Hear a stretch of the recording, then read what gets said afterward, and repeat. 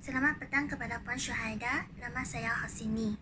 Sebagai penduduk Malaysia, kita mengetahui negara kita adalah sesuatu negara yang berbilang kaum terdiri daripada bangsa Melayu, Cina, India, Kadazan, Bajau dan seterusnya.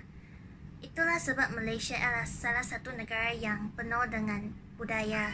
Seterusnya, rakyat Malaysia hidup secara harmoni dan aman di Malaysia, kecuali kadang-kala konflik atau pergaduhan berlaku. Hal ini kerana ada orang atau pihak yang tidak bertanggungjawab yang memainkan dan membawa topik yang sensitif. Saya akan pas bagi ahli kumpulan untuk terangkan kontrak sosial. Selamat petang, Miss. Saya ingin bentangkan tentang tajuk tujuan mengadakan kontrak sosial dalam negara kita. Pertama sekali, kontrak sosial dapat menyelesaikan perbezaan kepentingan individu antara kaum. Sebelum menandatangani kontrak ini, orang Melayu mempunyai hak istimewa yang kaum lain rasa tidak adil dan hak bersuara. Setelah menandatangani kontrak sosial ini, setiap kaum akan berasa dihormati dan mempunyai hak yang sepatutnya terhadap mana-mana satu pihak agar kaum-kaum dapat hidup dalam keadaan yang damai. Selain itu, melalui perjanjian ini dapat memastikan bahawa maklumat dan tujuan yang ingin disampaikan kepada semua pihak dapat diteruskan dari satu generasi ke generasi yang lain untuk mengelakkan konflik di masa depan. Oleh kerana menandatangani kontrak sosial, kita dapat mengetahui atas semua perjanjian dan perlembagaan di dalamnya. Malahan, kepentingan kumpulan majoriti dan minoriti dapat dijaminkan tanpa menjejaskan hak setiap kaum. Di Malaysia, selain 3 etnik utama, terdapat juga beberapa etnik lain di pinggir bandar, seperti kumpulan etnik Kadazan serta Iban dalam Sabah dan Sarawak. Oleh itu, menandatangani kontrak sosial dapat melindungi etnik minoriti daripada dibuli dan memberi jaminan kepada hak mereka. Di samping itu, ia dapat memastikan bahawa semua pihak akan mematuhi dan menyebarkannya kepada generasi seterusnya untuk pembangunan lestari di masa depan. Kontrak sosial adalah perjanjian jangka panjang. Selagi perjanjian ini ada, rakyat harus mematuhi perjanjian. Kesimpulannya, kontrak sosial adalah perjanjian yang adil untuk semua negara. Ia dapat mengekalkan dan menstabilkan harmoni negara ini. Thank you. Selamat petang, Miss. Nama saya Tan Poyong. Saya ingin membincangkan tentang isu yang terjejas perbadahan kaum di Malaysia.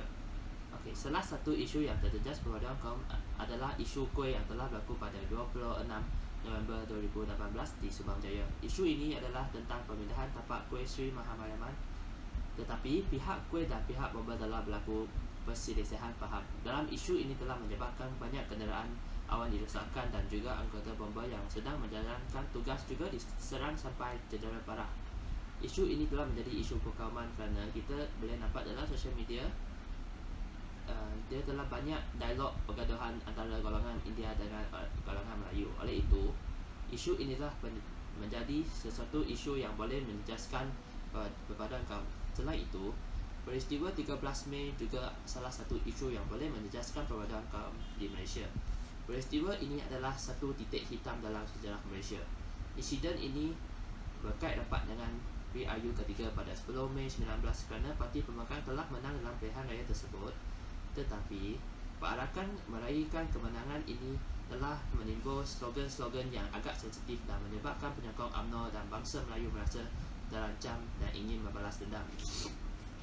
Pada pagi 13 Mei, rusuhan telah berlaku dan rusuhan ini telah menyebabkan ramai golongan Melayu dan Cina mati dan cedera parah. Yang pentingnya, perpaduan antara kaum dijejaskan. Selain itu, isu kekayaan atau ekonomi perbezaan yang agak besar antara kaum juga adalah salah satu isu yang menjejaskan perbadahan kaum di Malaysia. Pemisahan kaum ini telah membawa kesan negatif terhadap perbadahan kaum dan ekonomi Malaysia. Orang Cina menjadi lebih kaya berbanding dengan kaum lain. Jurang ekonomi yang tidak seimbang dari segi ekonomi telah menyebabkan tidak puas hati kaum Melayu dan kaum India. Contohnya, orang Melayu akan merasa orang Cina tidak mengenal budi kerana orang Cina sudah kaya, tetapi dia ingin lagi nak hak yang sama dengan orang Melayu.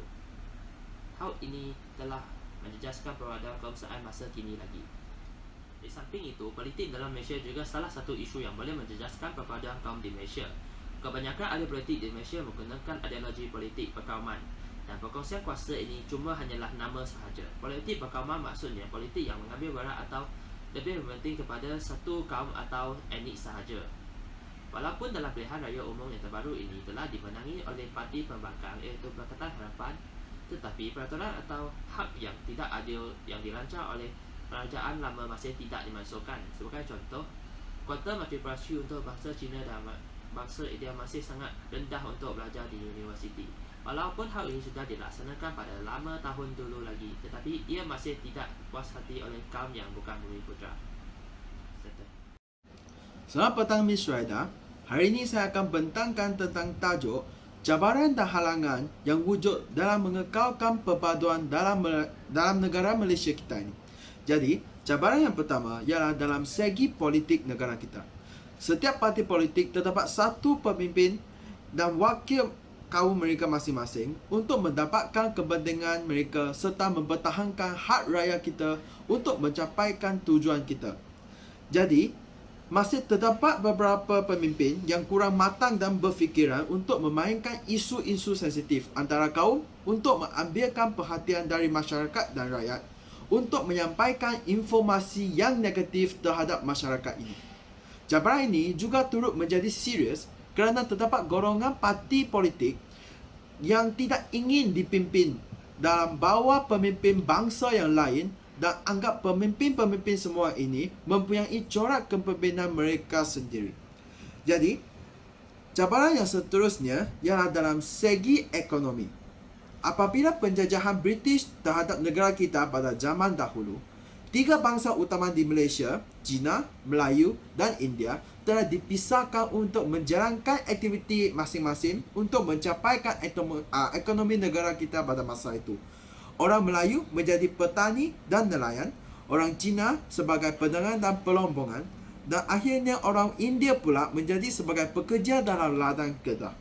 Hal ini akan menyebabkan perasaan amat cemburu terhadap mereka yang tidak ingin akur dengan kaum lain. Jadi, cabaran yang ketiga ialah dalam segi pendidikan.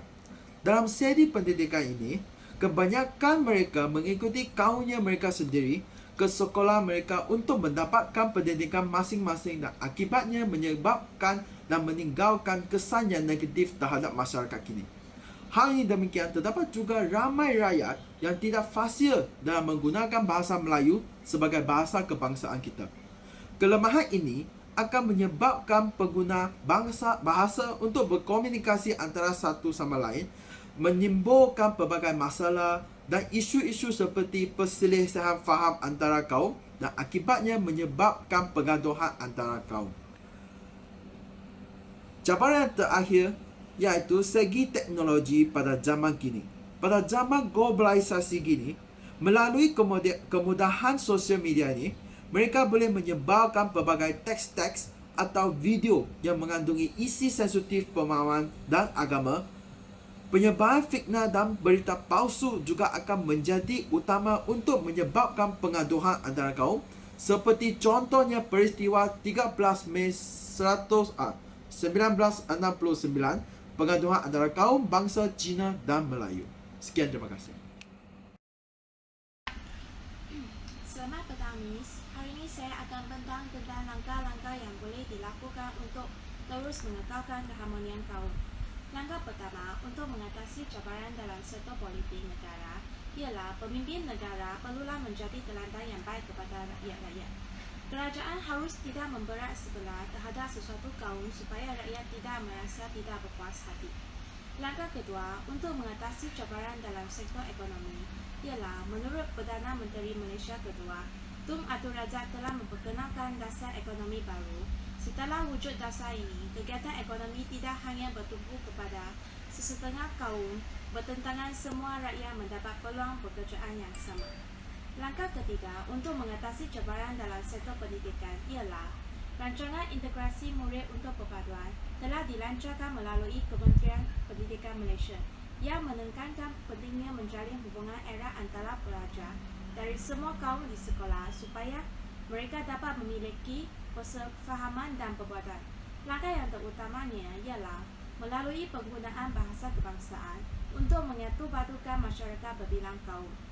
Langkah yang terakhir untuk mengatasi cabaran dalam sektor teknologi ialah pihak-pihak tertentu tidak haruslah melepaskan berita yang palsu dalam sosial media.